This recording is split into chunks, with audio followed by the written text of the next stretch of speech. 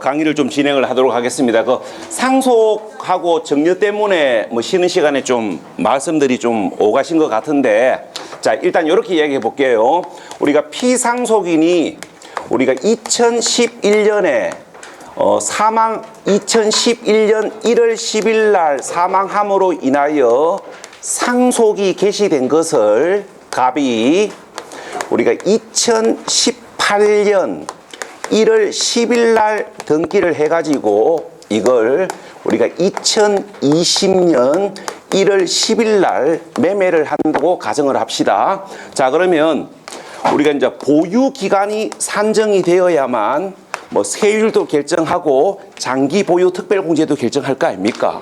그러면 상속에 의하여 취득했을 때 취득 시기는 언제라고요?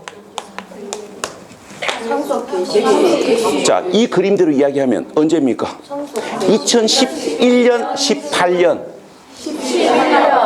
자, 이 그림대로 설명을 합니다. 상속에 의하여 취득한 재산을 양도했을 때 보유 기간을 산정하기 위한 취득 시기는 상속 받은 날, 상속 등기일이 아니고 상속 개시일을 취득 시기로 본다고요. 그래서 우리가 단순하게 이야기하면 2011년부터 보유기간을 산정하셔야 돼요.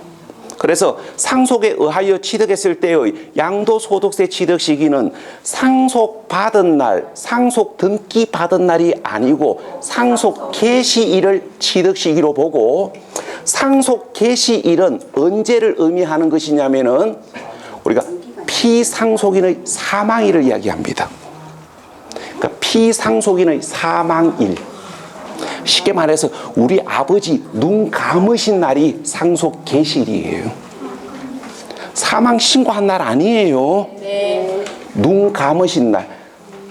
피상속인 사망일이 상속 개시일이에요. 요거 참고하시고, 그 다음에 이제 이야기를 바꿉시다. 자, 이야기를 바꿔가지고, 자, 이렇게 이야기해봐요. 자, 을이 보유하고 있는 부동산을 갑에게 2016년 1월 10일 날 증여하기로 계약서를 작성하고 2018년 1월 10일 날 등기를 넘겼습니다. 자, 이걸 갑이 팔았을 때, 그러면 보유 기간을 산정하기 위한 취득 시기는 자, 언제입니까? 16년, 18년.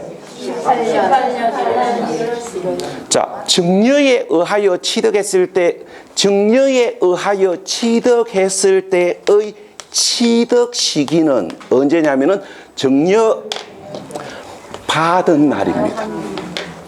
증여 받은 날은 등기를 의미해요. 그래서 언제? 16년이 아니고 18년. 이렇게 된다고요. 자, 그러면 이야기 마무리 짓고, 자, 그러면 셋째 시간 수업 들어가겠습니다.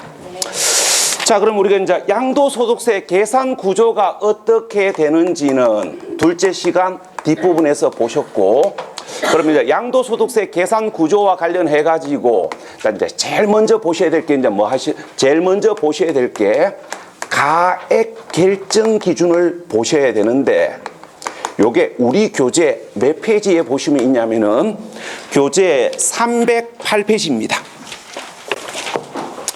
자, 교재 308페이지 그 밑에 보시면 돼요. 그러니까 교재 308페이지 중간 갈로 3번에 양도가액과 취득가액의 대응해가지고 그 정리된 표에 보시면 양도가액과 취득가액은 실거래 가격으로 정하는 것이 원칙이에요. 자, 그런데 특례해가지고 뭐라고 적어놨냐면은 실가 확인 인정되지 않아 추계 결정 경정하는 경우에는 양도가액은 그 머리 글자를 따가지고 매감기라고 돼 있고, 취득가액은 머리 글자를 따가지고 매감한기라고 돼 있습니다.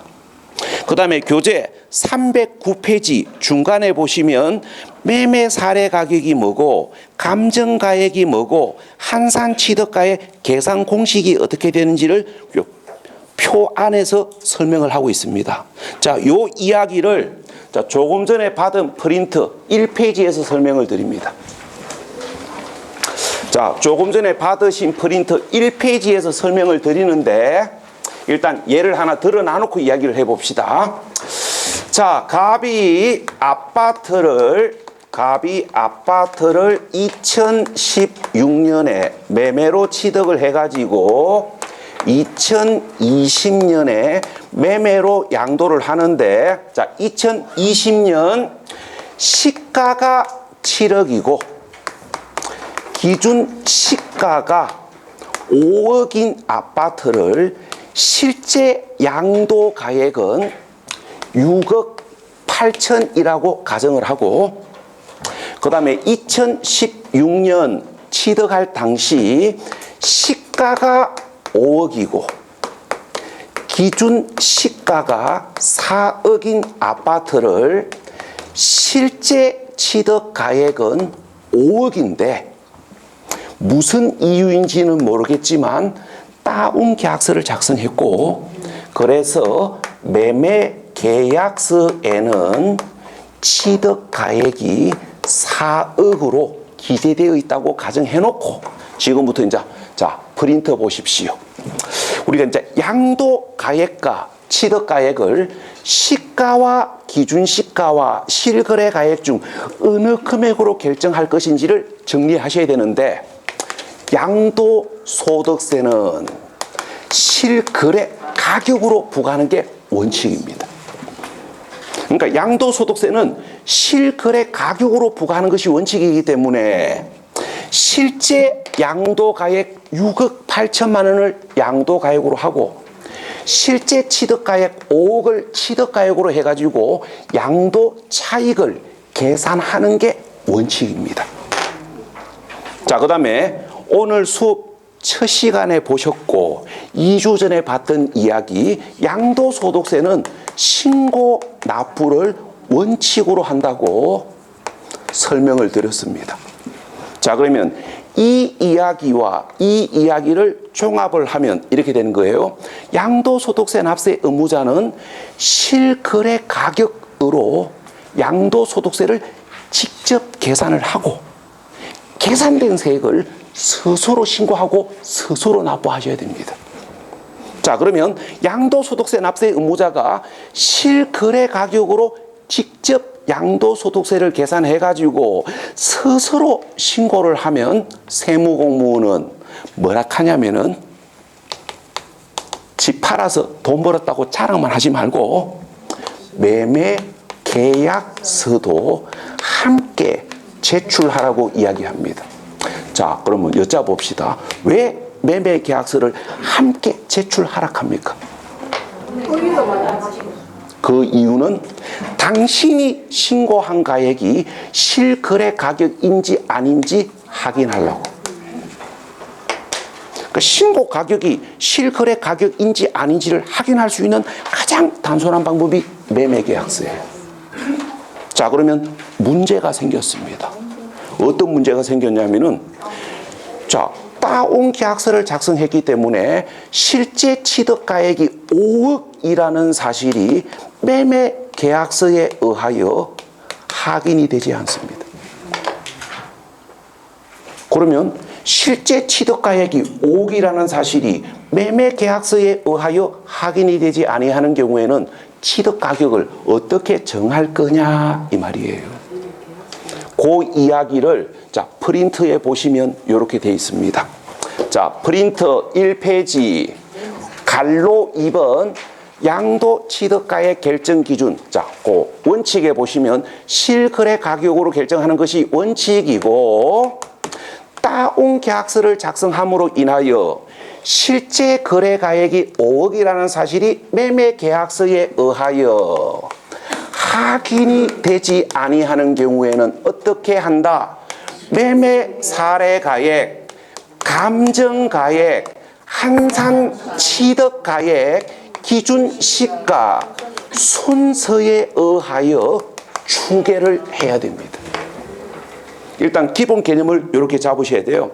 양도소득세는 실거래 가격으로 부과하는 것이 원칙이고, 다운 계약서를 작성함으로 인하여 실거래 가격을 매매 계약서로 확인을 할 수가 없는 경우에는 추계를 합니다.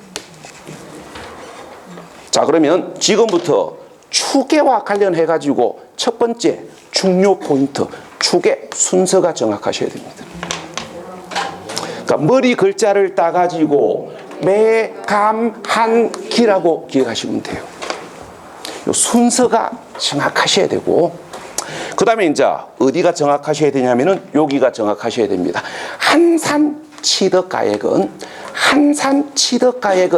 이름에서 보시는 것처럼 한산취득가액은 이름에서 보시는 것처럼 취득가액 추계 시만 적용합니다. 말을 바꾸면 한산취득가액은 양도가액 추계시는 적용할 수가 없다고요. 그래서 어디가 달라지는 거냐면은 취득가액 추계 순서와 양도가액 추계 순서가 달라진다고요. 자, 설명을 해볼게요. 실제 취득가액을 확인할 수 없어 가지고 취득가액 추계시는 한산취득가액을 적용할 수가 있기 때문에 매, 감, 한, 기 순서에 의하여 추계합니다. 자, 근데 프린트 보십시오. 실제 양도가액을 확인할 수 없어 가지고 양도가액 추계시는 프린트 보십시오. 한산취득가액을 적용할 수가 없습니다. 그래서 매, 감, 한, 기 순서에 의하여 추계하는 것이 아니고 매, 감, 기 순서에 의하여 추계합니다. 이게 우리 시험에 자주 나오는 이야기예요. 그러니까 첫 번째 순서가 정확하셔야 되고 요게 구분되셔야 됩니다. 자, 그 다음에 이제 시험 문제가 까다롭게 출제되는 걸 대비하기 위해서 매매 사례 가격이 뭔지, 감정 가액이 뭔지를 참고하셔야 됩니다. 자, 읽어보고 설명합니다. 자, 프린트 보십시오. 매매 사례 가액이라는 것은 양도일 또는 취득일 전후, 그러니까 매매 사례 가액이라는 것은 양도일 또는 취득일 전후 당해 자산, 다시 말을 놓쳤습니다. 양도일 또는 취득일 전후 3개월 이내에 당해 자산과 동일 또는 유사성이 있는 자산의 매매가 있는 경우 그 가액을 매매 사례 가격이라고 이야기합니다. 자, 그러면 프린트 읽어보셨으면 지금부터 예를 들어서 이야기해 봅시다. 자, 이 그림으로 설명을 해볼게요. 자, 이 그림으로 설명을 해보면, 자, 실제 취득가액이 5억이라는 사실이 매매 계약서에 의하여 확인이 되지 아니하면 어떻게 하셔야 됩니까? 어떻게 하셔야 되냐면은 매, 감, 한, 기 순서에 의하여 취득 가격을 추계를 해야 됩니다. 그럼 여기서 매매 사례 가격이라는 건 무엇을 이야기하는 거냐면은 갑이 을로부터 아파트를 취득하기 전 3개월 이내에 취득한 후 3개월 이내에 갑이 을로부터 취득한 아파트와 동일 아파트의 매매가 있는 경우 그 가액을 매매 사례 가격이라고 얘기해요. 자, 이렇게 이야기해 봅시다. 거래 시점이 비슷하고 통일 아파트이면 이 거래 가격과 이 거래 가격은 비스무리하겠지요. 네. 그래서 갑의 실제 취득가액이 5억이라는 사실이 매매 계약서에 의하여 확인이 되지 아니하면 이 매매 사례 가격을 갑의 취득가액으로 추계하겠다고요. 자, 그러면 매매 사례 가격이 뭔지 감 잡았으면 여러분들은 여기를 살짝 기억하셔야 됩니다. 매매 사례 가격으로 추계할 수 있는 기간 범위를 살짝 기억하셔야 돼요. 양도일 또는 취득일 전후 몇 개월? 6개월이 아니고 3개월입니다. 자, 그 다음에 이렇게 설명을 해봅시다. 자, 이 아파트는 나 홀로 아파트고, 그러니까 이 아파트는 나 홀로 아파트고 총 세대수가 50세대인데 25평이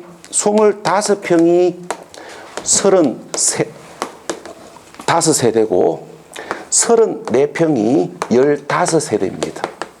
자, 그런데 갑이 34평짜리 아파트를 사가지고 팔았는데 다운계약서를 작성했다 합시다.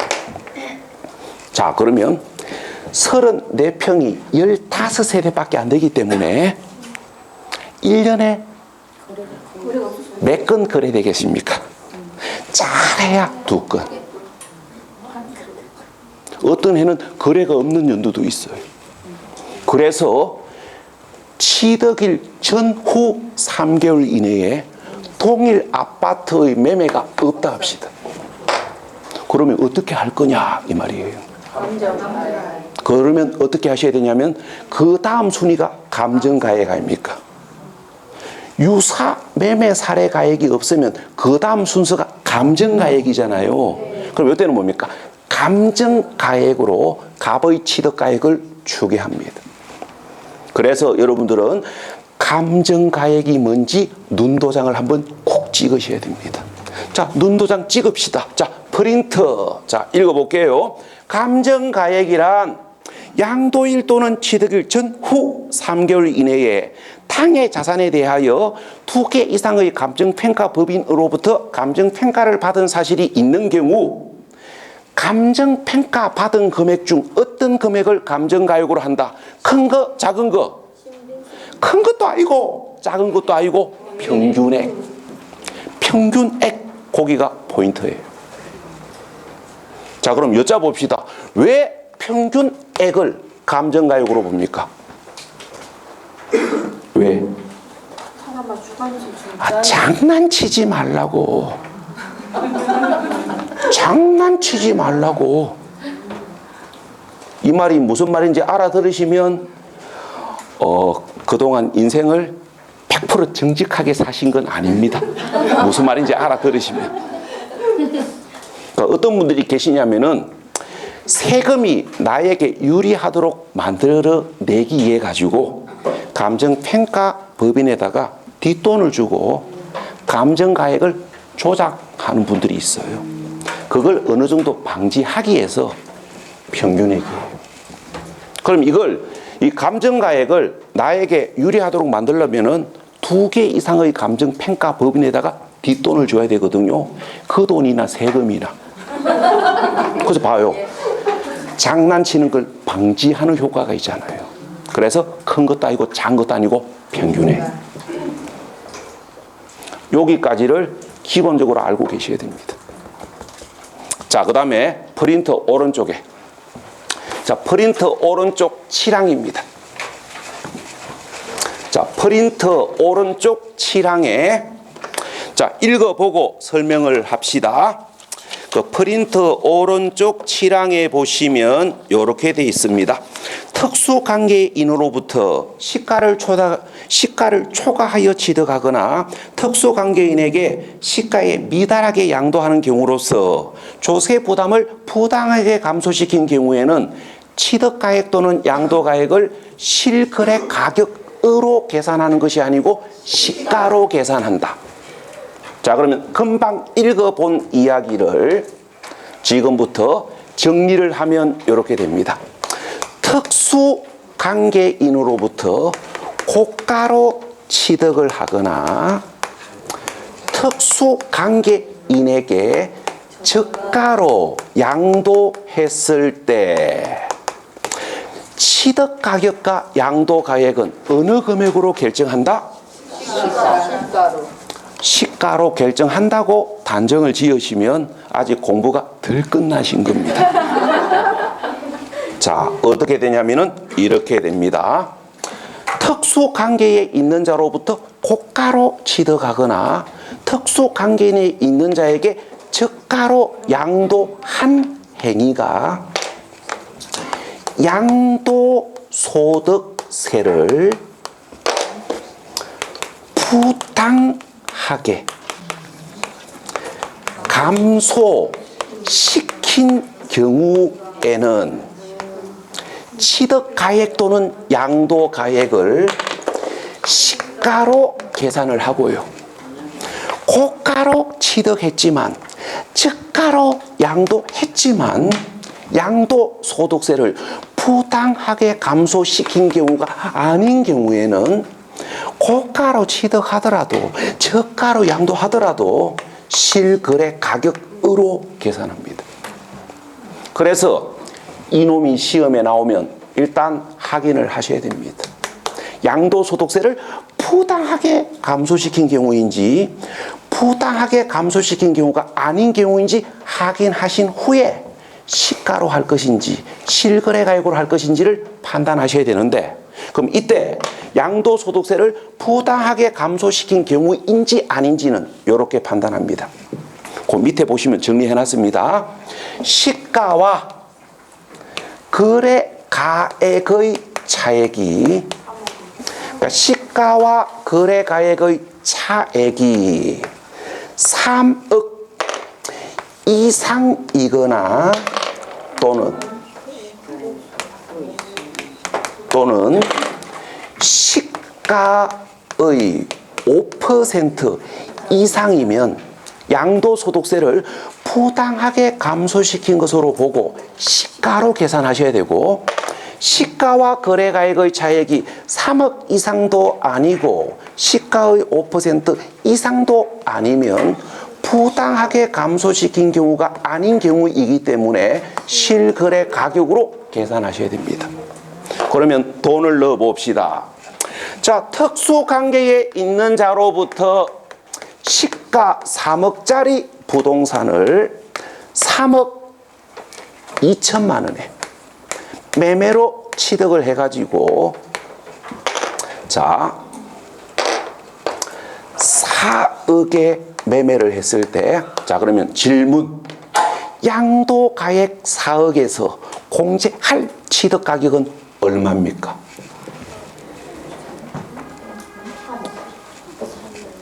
3억 2천. 자, 일단 뭐 하셔야 됩니까? 고가로 취득한 이 행위가 양도소득세를 부당하게 감소시킨 경우인지 부당하게 감소시킨 경우가 아닌 경우인지 확인하셔야 됩니다. 부당하게 감소시킨 것으로 볼 수 있다, 없다? 없다.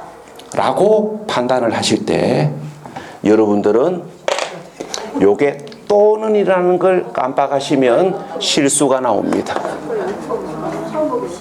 요게 또는이라는 걸 깜빡하시면 안 된다고요. 자, 그러면 마무리 합시다. 시가 3억짜리 부동산을 3억 2천만 원에 거래를 하게 되면 시가와 거래 가액의 차액은 2천만 원입니다. 자, 시가와 거래 가액의 차액 2천만 원이 3억 이상은 아니지만 시가의 5% 이상 아닙니까? 그래서 양도소득세를 부당하게 감소시킨 것으로 판단이 되기 때문에 취득가액은 시가로 계산하셔야 됩니다. 그래서 취득가액은 시가 3억. 요게 또는이라는 걸 깜빡하시면 안 돼요. 그러니까 이게 법을 제대로 이해를 못 하셨거나 문제 풀이 경험이 없으신 분들은 고마 이렇게 생각합니다. 3억 이상이 아니기 때문에 부당행위가 아닌 것으로 착각하시는 분들이 계십니다. 그래서 이게 또는이라는 걸 깜빡하시면 안 돼요. 그래서 제가 여기다가 뻘겋게 안 적어놨습니까? 까먹지 말라고. 자, 그 다음에 프린터 오른쪽에 6번입니다. 자, 프린터 1페이지 오른쪽 6번. 자, 읽어보고 대화를 나눠봅시다. 자, 배우자 또는 직계 존비속으로부터 증여받은 토지, 건물 또는 부동산을 취득할 수 있는 권리 또는 특정 시설 이용해온 건을 증여받은 날로부터 5년 이내에 양도하면 2월 가세한다. 자, 그러면 그 내용을 설명을 하기 전에 왜 2월 가세하는지 그 이유부터 먼저 보여드리고 프린트가 어떤 의미인지는 잠시 후에 따로 설명을 하겠습니다. 자, 왜 2월 가세를 두고 있는지 그 이유부터 보여드릴게요. 자, 갑이 A 토지를 3억에 매매로 취득했습니다. 누가 사두면 돈 된다 해서. 근데 시간이 지나니까 뭐가 궁금합니까? 진짜로 돈이 됐는지 궁금하지요. 그래서 중개사무실 가서 물어봅니다. 이 땅 팔면 얼마 받을 수 있냐고 물어보니까 못 받아도 6억 원 받을 수 있답니다. 그 말 듣는 순간 행복해서 죽겠다, 그죠? 자, 그런데 중개사가 물어봅니다. 이 땅 산 지 얼마 되셨는지. 그래서 이제 갑이 뭐라고 이제 이야기를 했냐면은 구입한 지 1년 8개월 됐다고 이야기를 하니까 중개사가 이제 설명을 해줍니다. 토지를 팔았을 때 양도소득세의 세율은 보유한 기간에 따라 달라지고 보유 기간이 1년 이상 2년 미만이면 양도소득세가 40% 부과된다고 설명을 하면서 자, 그러면 단순 계산하면 얼마입니까? 3, 4, 12 1억 2천만 원입니다. 그 말 듣는 순간 갑자기 막 슬퍼지고 심하면 국가가 미워집니다. 국가가 나한테 해준 것도 없으면서 와, 나한테 1억 2천만 원을 빼앗아 가느냐고 생각이 들면 갑자기 국가가 미워집니다.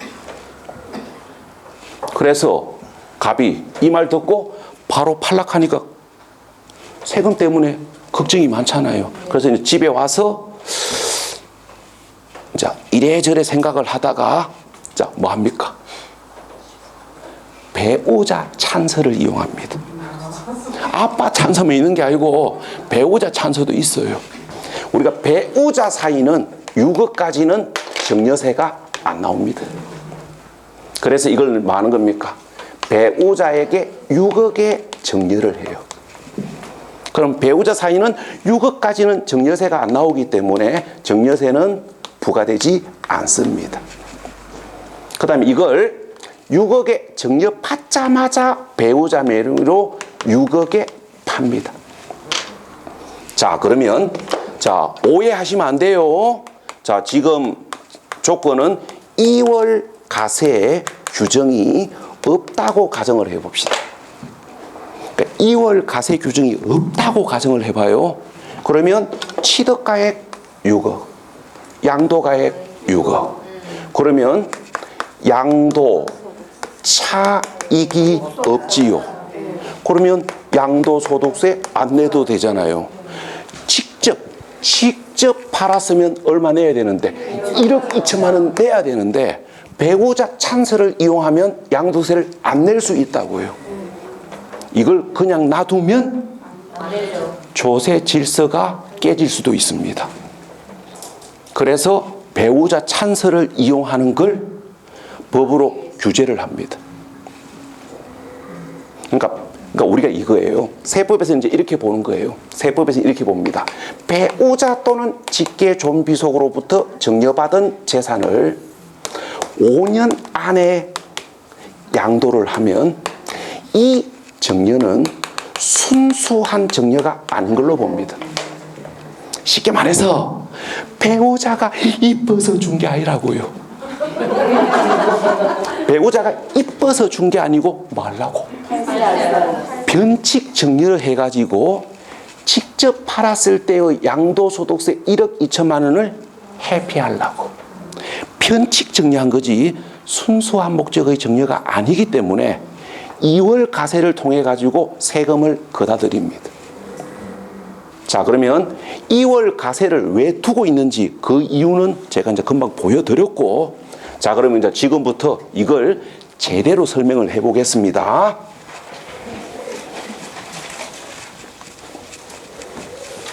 자, 그러면 자, 지금부터 자, 6항에서 읽어본 이야기를 지금부터 이제 제대로 설명을 해 볼게요. 자, 배우자 또는 직계 존비속으로부터 증여받은 재산 양도 시의 양도소득세가 우리 시험에 나오면 여러분들은 일단 어디를 확인하셔야 되냐면은 증여받은 날로부터 5년 이내에 양도를 했는지 5년 이상 경과 후에 양도했는지 양도 기간을 확인하셔야 됩니다.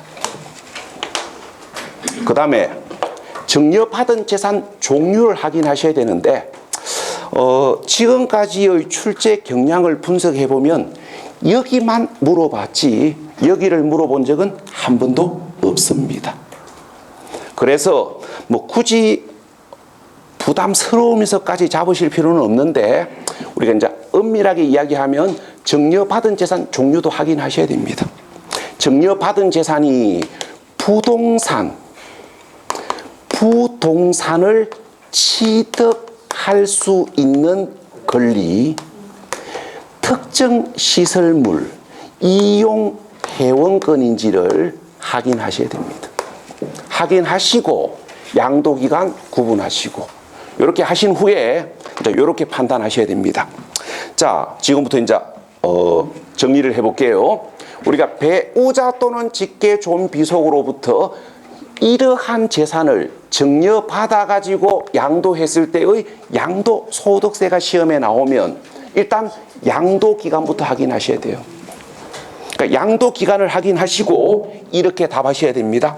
배우자 또는 직계 존비속으로부터 이러한 재산을 증여를 받아 가지고 증여받은 날로부터 5년 이상 경과 후에 양도하면 이 증여는 순수한 목적의 증여가 맞기 때문에 5년 이상 경과 후에 양도하면 양도소득세를 정상가세합니다.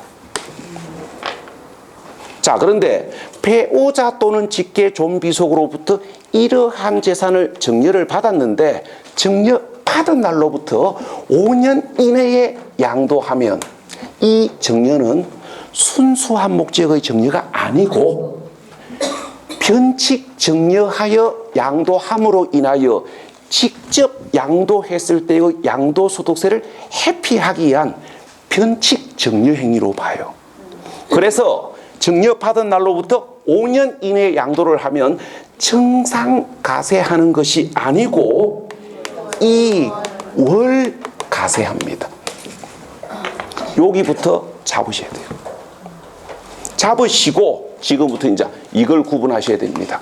배우자로부터 증여받은 이러한 재산을 양도했을 때의 양도소득세가 정상가세되느냐 이월가세되느냐에 따라 첫 번째 취득가액 결정이 달라지고 두 번째 취득 시기 결정이 달라지고 그래서 보유기간 산정이 다르다는 걸 구분하셔야 됩니다.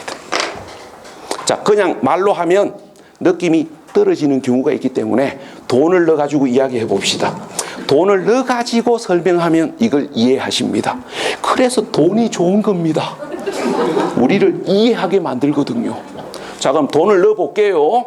자, 배우자의 자, 설명 편의상 A 토지를 3억의 매매로 취득을 해가지고 배우자 갑에게 7억에 증여를 했고 배우자 갑이 이걸 병에게 8억에 팔았다고 가정을 합시다. 이렇게 해놓고 지금부터 이제 여기를 설명해 볼게요. 자, 제일 먼저 배우자로부터 증여받은 부동산을 5년 이상 경과 후에 양도함으로 인하여 정상가세가 되는 경우에는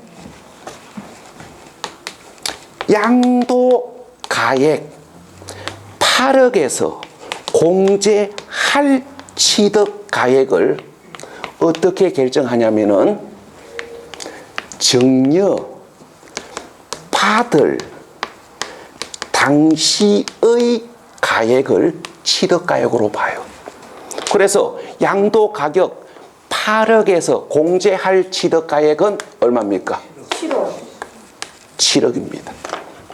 그래서 이때 갑은 정상가세가 되면 이 조건대로 이야기하면 양도차익 1억에 대해서만 양도소득세를 부담하시면 돼요.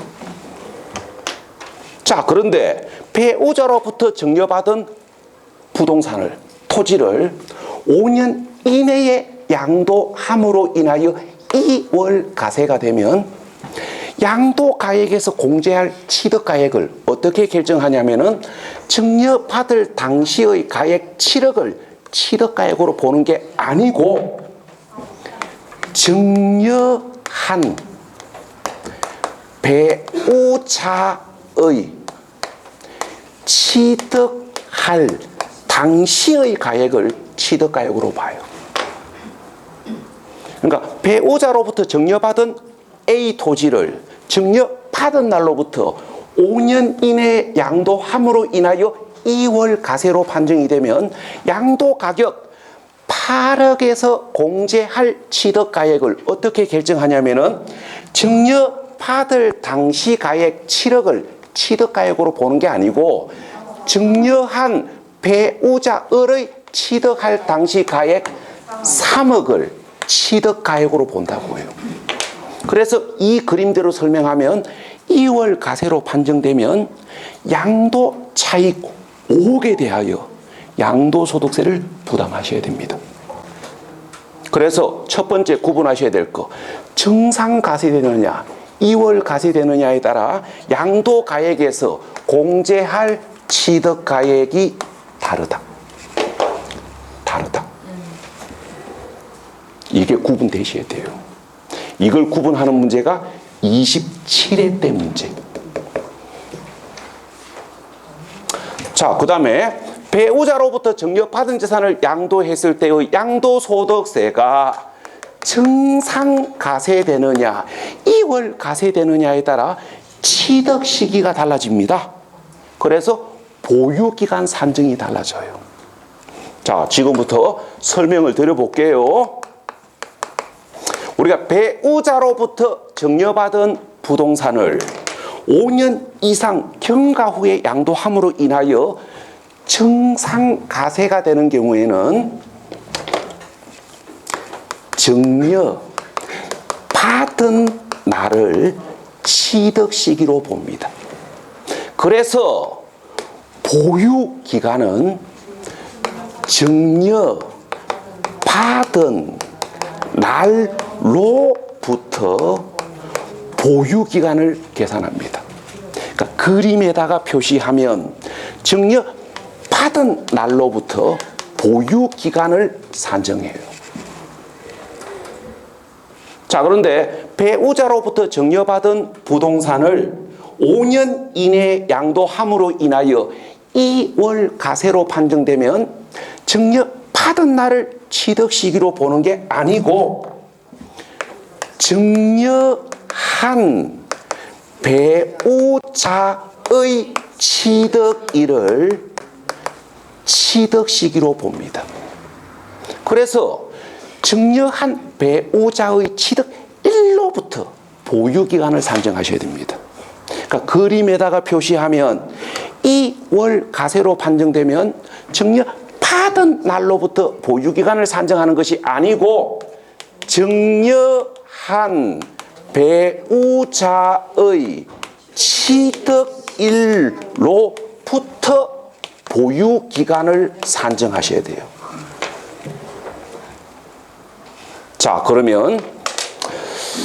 그러면 지금부터 제가 어떤 조건을 하나 만들어 놔놓고 여러분들에게 두 가지 질문을 드릴 겁니다. 자, 조건을 이렇게 만들게요.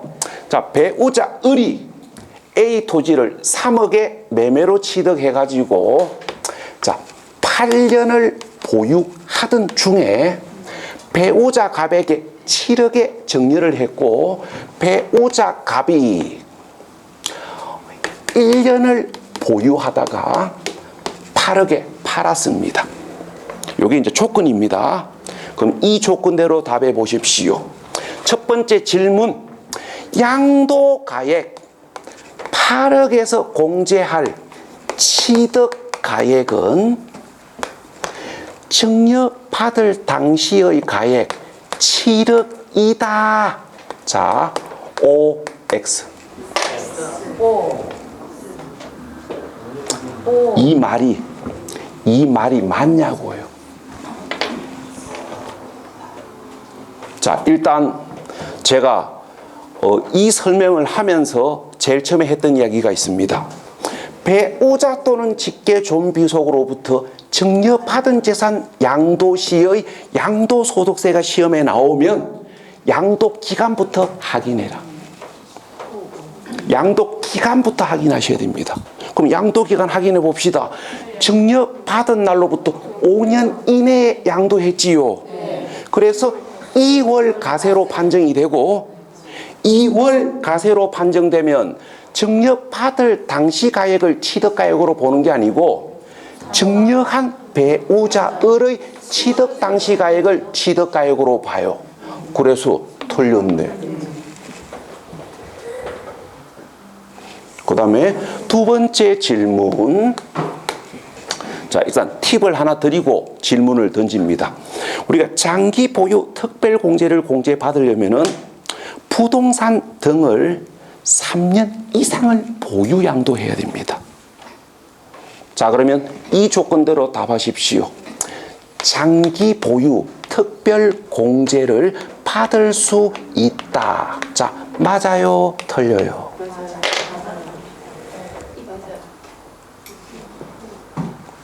이 지문이 맞는 지문입니까? 틀린 지문입니까?